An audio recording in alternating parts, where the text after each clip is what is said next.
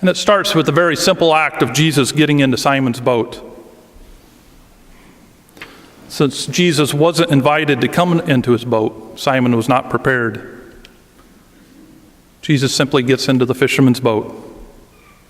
He moves directly into Simon's life, into his work, into his livelihood.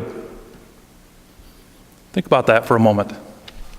If someone just came and hopped into your car, or came into your office, sat down at your desk without being invited, and then started giving orders, asking him, put out into the water, how does Simon react?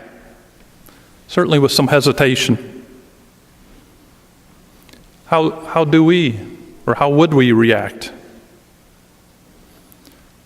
Simon is having an invasion of God's grace upon him. Certainly shakes him up. It confronts him. God's grace breaks right into his life. So if we think about that, maybe an important question we need to ask ourselves is, would we cooperate with Jesus if he got into our boat?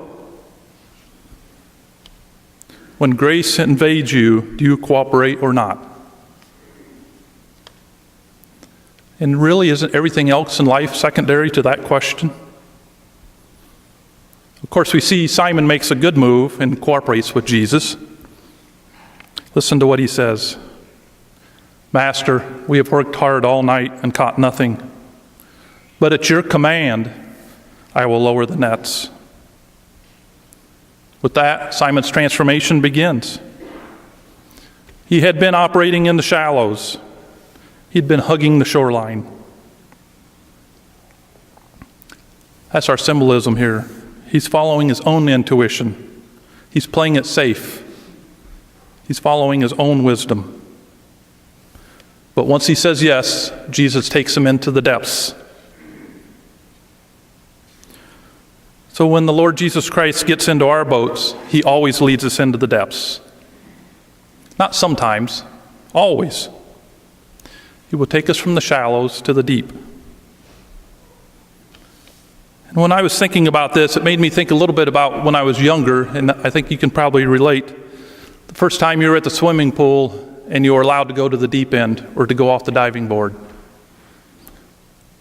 Wasn't that a little bit of excitement? Certainly was.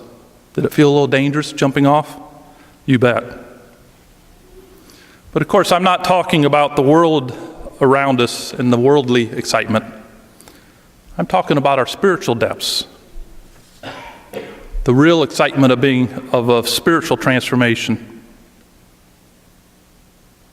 When you listen to Christ and go into the depths, you will find an abundant amount of fulfillment in your life, beyond what you'd ever known.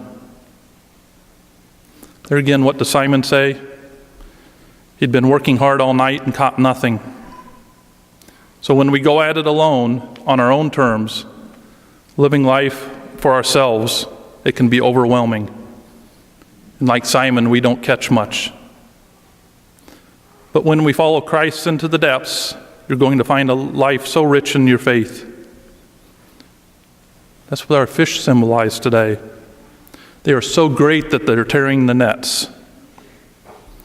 So it goes, a life full of grace that is, it's never just me and Jesus or just you and Jesus. But a life full of grace always is drawing others towards you. I think one of the times I experienced this is when I gave my time as a Eucharistic minister to the homebound. The thing I noticed was when we were finished and leaving, the people were so grateful.